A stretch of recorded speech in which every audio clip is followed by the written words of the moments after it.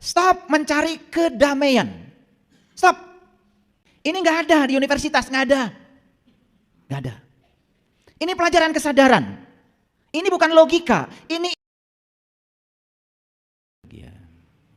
Semoga kita semua yang masih diberi warisan kehidupan ini, pinjaman kehidupan ini, selalu menjadi sumber cinta, sumber welas asih, sumber sukacita, sumber kedamaian, sumber ketentraman, sumber keamanan, sumber kenyamanan bagi semua makhluk dimanapun mereka berada. Semoga kehadiran kita ke semesta ini menjadi sumber cahaya bagi semesta. Oke, baik, sekarang hari ini saya akan berbicara kecerdasan. Apa sih kecerdasan itu? Awas, kecerdasan tidak sama dengan kepintaran. Kalau kepintaran itu ranahnya intelektualitas. Itu dalam bahasa akademik disebut aspek kognitif.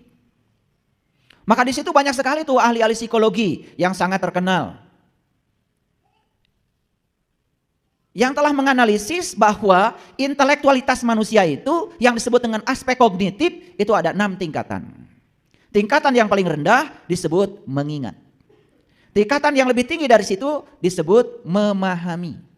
Lebih tinggi dari situ namanya menerapkan. Lebih tinggi dari situ namanya menganalisis. Lebih tinggi dari situ namanya mengevaluasi.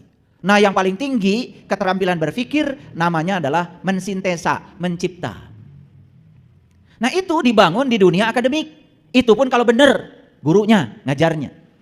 Kalau guru itu mendikte, guru itu suruh mencatat, membaca dan menulis, tidak mengembangkan keterampilan berpikir, ya tentu saja yang ada sekolah cuman mengingat. Menghafal itu bukan belajar itu. Menghafal itu tidak termasuk, belum masuk belajar itu. Belajar itu berpikir. Hasil proses belajar, keterampilan berpikir seseorang itu meningkat. Itu yang disebut dengan solve problem. Nah, itu aspek intelektualitas, aspek akademis.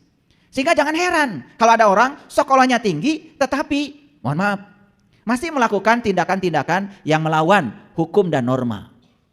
Masih korupsi, masih merugikan negara, masih merugikan masyarakat dengan jabatannya. Padahal sekolahnya tinggi, karena memang sekolah tinggi yang diasah adalah intelektualitas. Nah, saya sekarang tidak berbicara dimensi itu, saya bicara dimensi lain, namanya kesadaran. Nah, kesadaran itu adalah ibunya kecerdasan. Nah, kecerdasan itu dalam bahasa asing sering disebut dengan intelijensia. Nah, intelijensia berhubungan dengan kesadaran. Nah, oleh karena itu, maka kecerdasan itu adalah kemampuan seseorang dalam beradaptasi terhadap perubahan. Apa kecerdasan? Kemampuan seseorang dalam beradaptasi terhadap perubahan. Nah, sekarang selesai kajian ini kita bisa ngukur, kira-kira saya ini cerdas apa tidak? Bisa diukur tuh. Nah, bukan sekedar itu, berapa tingkat kecerdasan saya? Itu bisa dilihat dari kemampuan kita beradaptasi terhadap perubahan. Apa sih yang abadi di semesta ini? Oke. Siang itu tidak abadi, malam juga tidak abadi, tapi siang dan malam abadi. Jadi yang abadi di semesta ini ternyata perubahan. Dan perubahan itu, ya oleh orang-orang yang sudah mencapai kesadaran tinggi, sudah diklasifikasikan termasuk pada aspek hukum alam. Jadi kecerdasan itu sudah menjadi hukum alam sekarang. Perubahan itu sudah menjadi hukum alam. Nah, kalau perubahan itu hukum alam, kemudian kita melawan hukum alam, ya siap-siap saja kita akan jadi orang yang idiot alias bodoh. Jadi ciri kecerdasan itu adalah ditandai dengan kemampuan seseorang dalam beradaptasi terhadap perubahan. Paham sampai sini? Oke. Awas ya, selesai kajian ini langsung evaluasi. Kira-kira saya cerdas apa tidak? Awas, saya tidak bicara pintar. Kalau soal kepintaran, ya nggak usah dibahas lah. Hafalan kalian banyak. Betul nggak? Iya, Al-Ikhlas hafal, Al-Falaq hafal, Anas hafal, ayat kursi, wah paling dulu hafalnya. Gitu. Karena ayat-ayat itu ayat-ayat penting ya, untuk ngariksa diri dari jin dan kuntilanak, kan begitu. Saya tidak berbicara itu, ya, tidak bicara itu. Saya berbicara kecerdasan. Karena hafalan-hafalan kita itu nggak penting. Apalagi ketika kita tidak mengerti dan bisa menerapkan apa yang kita hafal. Yang akan menolong kehidupan kita bukan hafalan, tapi kompetensi. Makanya masih ingat ya, pernah rame kan? Kurikulum kita diganti. Dari kurikulum lama jadi kurikulum berbasis kompetensi. Karena sebetulnya yang akan menolong kehidupan kita itu adalah kompetensi. Kita punya keterampilan apa dalam hidup, itu yang paling penting. Oke, baik kita lanjutkan. Sekarang saya masuk dulu sebuah rahasia. Ini adalah rahasia yang akan saya bagi hari ini. Kebanyakan manusia menderita hari ini karena apa? Dicengkram oleh masa lalu. Belum bisa melepaskan diri dari cengkraman masa lalu. Tidak hadir di sini saat ini sekarang. Saya katakan sekali lagi. Siapapun yang hari ini masih mengizinkan dirinya dicengkram oleh masa lalu, bersiap-siap saja akan sedih selamanya. Makanya belajar agama, belajar spiritual, satu-satunya salah satunya yang dibangun kompetensinya adalah melonggarkan cengkraman masa lalu. Makanya intisari semua agama sama. Apa itu? Berserah diri. Makanya di Islam kita mengenal ada ayat inna din indallahil Islam. Sesungguhnya intisari agama menurut Allah adalah pasrah. Pasrah bahasa lainnya adalah berserah diri. Nah, saya sudah jelaskan ya di kajian sebelumnya. Mungkin sudah hatam ya. Berserah diri itu artinya adalah menerima saat ini tanpa syarat. Menerima saat ini tanpa penghakiman. Tidak diizinkan pikiran kita terjebak pada benar salah, baik buruk. Semua realitas adalah kebenaran. Setiap kebenaran cuma satu, terima. Terima. Ketika kita sudah mampu menerima realitas apa adanya, itulah yang disebut dengan berserah diri tanpa syarat. Ini harus dilakukan. Kalau hari ini kita masih hidup, inilah saat ini. Besok masih hidup, saat ini. Lusa masih hidup, saat ini. Perlakukan setiap waktu sebagai saat ini dan terima saat ini apa adanya tanpa penghakiman. Damai selamanya. Karena yang disebut dengan masalah itu adalah ilusi pikiran. Karena pikiran diizinkan oleh kita menghakimi. Ini benar, ini salah, ini baik, ini buruk. Silahkan, terus begitu. Capek hidup kita. Padahal kita tidak sadar benar salah baik buruk itu adalah hasil produk pikiran. Pikiran yang memproduksi sudut pandang itu. Coba hentikan pikiran, istirahatkan pikiran dari penghakiman. Terima semua hal apa adanya, tidak ada masalah. Gak ada masalah. Oleh karena itu longgarkan cengkraman masa lalu. Longgarkan cengkraman masa lalu. Begitu masa lalu dilonggarkan cengkramannya luar biasa. Sebentar saya berikan ilmunya. Ini poin-poin penting, rahasia akan kita buka hari ini. Yang kedua. Biarkan semua hal pergi. Biarkan semua hal pergi. Jangan ada yang ditahan. Karena perubahan itu hukum alam. Hari ini kita punya mobil, besok nggak punya mobil, biarkan semuanya pergi. Kita akan terjebak dalam hidup ini dua, namanya siklus. Siklus itu cuma dua, keberhasilan, kegagalan, keberhasilan, kegagalan. Dan sebetulnya yang melahirkan kegagalan itu keberhasilan. Tidak ada kegagalan loh kalau tidak ada keberhasilan. Dan yang menghasilkan kegagalan itu keberhasilan. Yang menghasilkan keberhasilan, kegagalan. Percaya sama saya apa tidak? Yang melahirkan kebaikan itu bisa jadi keburukan. Yang melahirkan kesadaran itu bisa jadi ketidaksadaran kita. Ayo. Yang melahirkan cahaya itu bisa jadi kegelapan. Betul?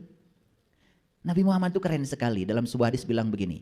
Kalau hari ini kamu serba ada, bersiap-siaplah. Waspadalah. Di depanmu ada saat di mana kamu tidak ada. Kalau kamu sedang tidak ada, bergembiralah kata Nabi. Karena di depanmu ada siklus di mana kamu akan ada. Tidak ada yang siang yang abadi, tidak ada malam yang abadi adanya. Siang, malam. Tetapi yang abadi adalah perubahannya, siang dan malam. Ini adalah pola hukum alam yang tidak dipahami oleh kita semua. Karena kita selama ini mengidentifikasi diri kita sebagai pikiran. Paham? Oke. Biarkan semuanya pergi. Yang enak akan berlalu, yang tidak enak juga akan berlalu. Betul? Orang yang baik akan berlalu, orang yang buruk akan berlalu. Apa yang tidak berlalu? Hanya pikiran kita yang bodoh yang suka mencengkram. Karena pikiran ingin ini tidak mau itu, capek jadinya. Padahal semua itu akan berlalu. Biarkan semuanya berlalu. Hari ini bulan madu, besok bertengkar. Biarkan semua berlalu. Bulan madu akan berlalu, pertengkaran juga akan berlalu. Lewati semuanya. Karena hidup adalah latihan untuk bisa menerima yang kita tidak ingin dan melepaskan yang kita ingin. Itu hidup. Jadi kalau kita kenal dengan tarian semesta, kita kenal dengan cara semesta bekerja, sebetulnya gak ada masalah dalam hidup. Asik-asik saja. Jadi yang saya bagikan ini adalah pengalaman saya. Karena saya pernah di titik itu. Senang ke sini, tidak senang ke sini. Menerima yang ini, menendang yang itu. Menendang, mencengkram, menendang, mencengkram. Saya bertanya pada diri saya, kok saya gak bahagia-bahagia ya begitu? Kemudian saya belajar. Terus belajar. Oh, ini kunci-kuncinya. Sesederhana itu. Longgarkan cengkraman masa lalu. 2, biarkan semua hal pergi. Jangan ada yang ditahan. Karena perubahan adalah hukum alam. Masa mudamu telah pergi. Sudah, jangan pengen muda terus. Melawan hukum alam. Nikmati aja sekarang. Di masa tua ini, kalian bisa melakukan apa? Hidup itu di sini, saat ini, sekarang. Gigi yang dulu utuh, bisa makan kacang keras-keras sudah pergi. Sudah, jangan terus-menerus memikirkan yang sudah pergi. Nikmati aja gigi berapa lagi sekarang. Ya sudah, jangan makan kacang, karena masih banyak yang bisa kita makan. Betul nggak? Kan otak kita, karena senangnya kacang selalu memikirkan gigi yang dulu. Sekarang giginya sudah nggak ada, biarkan pergi. Sekarang sadari gigimu tinggal berapa. Apa tidak ada makanan lain penggantinya? Ada, ubi, tahu. Emang tahu bukan kacang? Tahu itu kacang, yang sudah digiling kan kacang-kacang juga. Cuman pikiran inginnya yang keras, tidak mau yang lembut. Kan pikiran yang memainkan kita. Ngerti nggak? Mahal ini kajian. Kan sesederhana itu sebetulnya. Nah kita ini selalu ingin bahagia, ingin bahagia, ingin bahagia. Lalu bahagia yang dimaksud itu adalah mendapatkan yang kita ingin. Padahal yang kita ingin tidak akan lama, pasti pergi. Betul nggak? Nih saya kasih tahu, ada nggak yang punya mobil dari dulu itu aja mobilnya? Ada? Mungkin ganti mobil baru atau pergi? Ya nggak apa-apa. Ngapain mikirin yang pergi? Kalau ada yang mau pergi, pergilah. Jangan ditahan oleh kita. Karena perubahan adalah hukum alam. Clear sampai sini? Ini nanti kalau sudah saya kasih rahasianya, kalian akan punya kemampuan beradaptasi terhadap perubahan. Jadi tidak ada penolakan lagi. Betul? Iya. Ini wajah-wajah yang menua ini, masalahnya cuman selalu terpikat sama memori. Yang dibicarakan itu, oh dulu. Waktu saya sedang menjabat, dulu. Kan sekarang kamu sudah tidak menjabat lagi. Itu sudah lewat, hidupmu saat ini. Betul? Makanya orang yang selalu terpikat dengan masa lalu, dia akan kehilangan berkahnya hari ini. 3 rahasianya, pahami sifat pikiran. Pahami sifat pikiran. Apa yang paling utama dari pikiran? Pikiran itu senang ketika dia mendapatkan yang dia ingin. Dan setelah dia mendapatkan yang dia ingin, dia melekat pada yang dia ingin. Dan yang luar biasa, dia akan mengidentifikasi dirinya dengan yang dia ingin. Padahal yang dia ingin tidak akan selamanya ada bersama dia.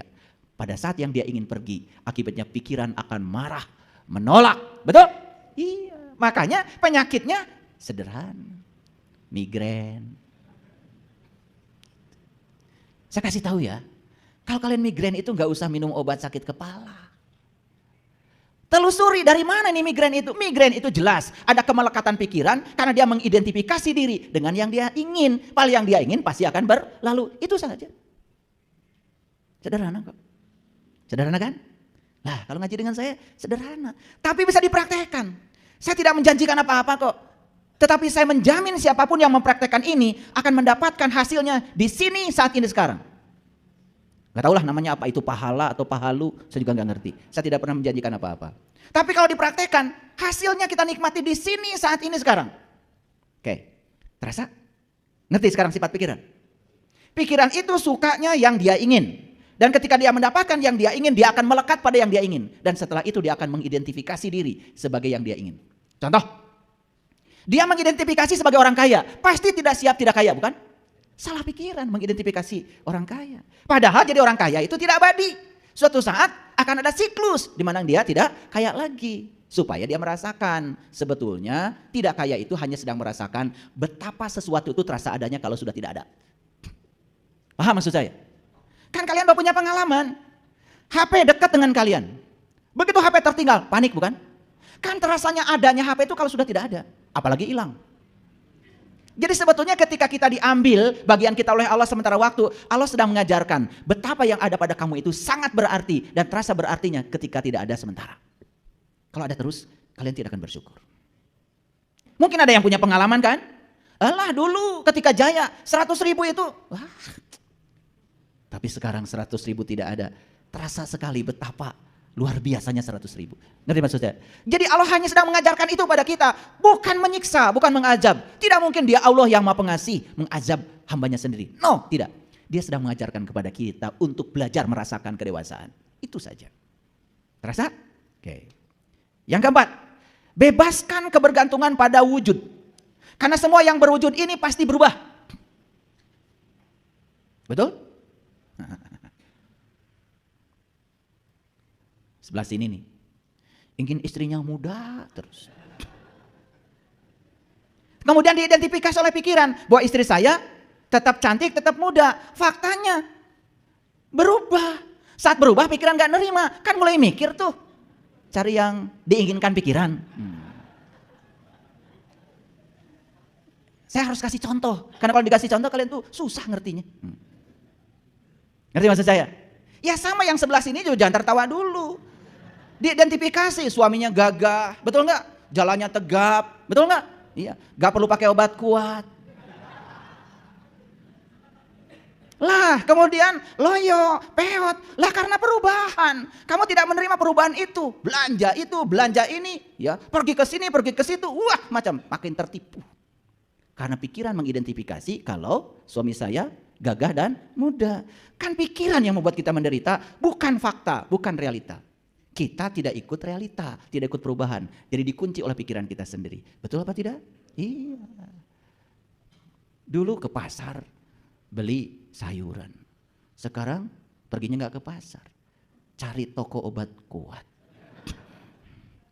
Melawan hukum alam. Tuh kan ketawa. Betul? Ya rumasa. Ngerti maksud saya? Bebaskan kebergantungan pada wujud. Lihat saya semuanya. Karena semua yang berwujud tidak pernah tidak berubah. Betul nggak? Oke. Clear? Jadi biarkan yang berwujud juga pergi. Biarkan yang berwujud itu mengalami proses evolusi. Jangan ditahan oleh pikiran. Ketika ilmu rahasia ini sudah kita dapatkan, apa yang terjadi? Nih, saya mengumpulkan ilmu rahasia ini dalam perjalanan hidup saya yang panjang. Dan ternyata begitu diterapkan, adem.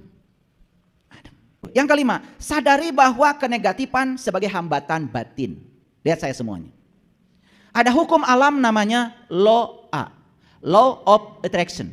Sekarang sudah ditambah jadi LOSA, law of spiritual attraction. Itu namanya hukum tarik menarik. Siapa menarik siapa? Nih saya kasih tahu. Ternyata bahagia bisa menarik bahagia. Sedih hanya akan menarik kesedihan. Jadi orang yang selalu sedih, jangan berpikir bahagia. Anda sedang menarik kesedihan baru dalam hidup Anda. Like attracts like, nama hukumnya. Yang serupa menarik yang serupa. Jadi jangan berangan-angan lah. Kita ini terus aja membicarakan yang kita tidak suka. Padahal inginnya yang kita suka. Ketika kita membicarakannya, berarti kita sedang menariknya. Yang kita suka tidak akan pernah datang. Hanya hayalan pikiran. Karena apa? Karena mekanismenya tidak kita tempuh. Itu sebabnya kenegatifan adalah hambatan batin. Jadi kalau kita ingin ya tidak ada hambatan batin sehingga batin kita mengalami puncaknya kesadaran, satu kuncinya, lepaskan semua kenegatifan. Kenegatifan yang saya maksud adalah pikiran-pikiran yang negatif. Itu. Lalu selanjutnya, stop mencari kedamaian. Stop. Semakin kalian mencari kedamaian, semakin tidak damai. Ada yang tanya sama saya, gimana kalau saya mengalami ketidakdamaian? Sederhana. Begitu Anda mengalami ketidakdamaian, terima seutuhnya ketidakdamaian. Saat itu ketidakdamaian berubah wujud menjadi kedamaian. Ini yang namanya kecerdasan. Ini nggak ada di universitas, nggak ada. Nggak ada. Ini pelajaran kesadaran. Ini bukan logika, ini intuisi. Logika itu pikiran sedang menjelaskan realita. Tapi kalau intuisi itu ruh mengalami pengalaman realitas. Ini pengalaman ruh, pengalaman jiwa. Paham? Stop mencari kedamaian. Gimana caranya? Berserah diri, berserah diri. Itu kuncinya. Berserah diri artinya adalah menerima saat ini tanpa syarat. Bebaskan pikiran dari benar salah, bebaskan pikiran dari penghakiman, terima tanpa syarat. Jangan pernah berkata kepada semesta, mengapa ini terjadi? Tapi katakan pada semesta, pesan apa di balik ini yang hendak engkau sampaikan padaku? Pesannya akan kita terima. Nih saya kasih tahu. Suami baik akan ditinggalkan? Suami tidak baik akan ditinggalkan? Mana yang tidak ditinggalkan? Meninggalkan yang tidak baik malah lebih gampang. Betul apa tidak? Jadi jangan terjebak baik tidak baik, terima semua realitas apa adanya, terima pesan. Wah, kalau kita bisa menerima pesan itu luar biasa. Nanti akan saya buka rahasianya. Rahasianya saya bagi. Oke, baik kita lanjutkan ya. Belajar dari danau yang dalam. Diri kita adalah keseluruhan danau. Perhatikan saya. Danau yang dalam itu menggambarkan ketenangan. Diri kita ini menggambarkan keseluruhan danau. Danau yang dalam itu tidak selalu menjamin kalau di atas dia tidak ada badai, betul? Tetapi sekalipun ada badai, danau yang dalam tetap saja di kedalamannya tenang. Betul apa tidak? Dan diri kita itu seperti itu, tenangnya ada, badai juga akan tetap ada. Tapi kita mau memilih siapa? Memilih ikut badai atau di kedalaman? Itu sebabnya diri kita yang sebenarnya bukan pikiran, bukan tubuh, diri kita adalah pemerhati pikiran dan tubuh. Ingat, kita ini bukan si pemikir, tapi kita adalah pengamat bagi si pemikir. Kalau kita alihkan ke situ, sebetulnya kita itu persis bunga teratai, tidak terganggu. Walaupun kotor tempat tubuhnya, malah makin bersih dan indah tumbuhnya. Seperti langit biru, biarkan awan hitam putih datang dan pergi. Langit biru tetap aja menjadi penyaksi bagi datangnya awan dan putih. Selama kita hidup di sini, awan putih akan datang, awan hitam akan datang karena perubahan adalah hukum alam. Jadilah langit biru, saksikan saja semuanya datang dan pergi. Enak. Punya duit banyak, saksikan. Gak punya duit juga saksikan, gak akan kelaparan kok. Semua sedang diajarkan oleh semesta sebetulnya. Lagi-lagi, pikiran yang tidak terima bukan? Makanya harus kenal pikiranmu sendiri. Maaf ya, kita ini sampai sekarang bertahun-tahun bersahabat dengan pikiran, tapi gak kenal pikiran. Boro-boro kenal diri sejati, pikiran saja yang di luar gak kita kenali. Betul apa tidak? Iya. Saya juga gak tahu kalian tuh cari apa selama ini di dunia ini. Pada sibuk.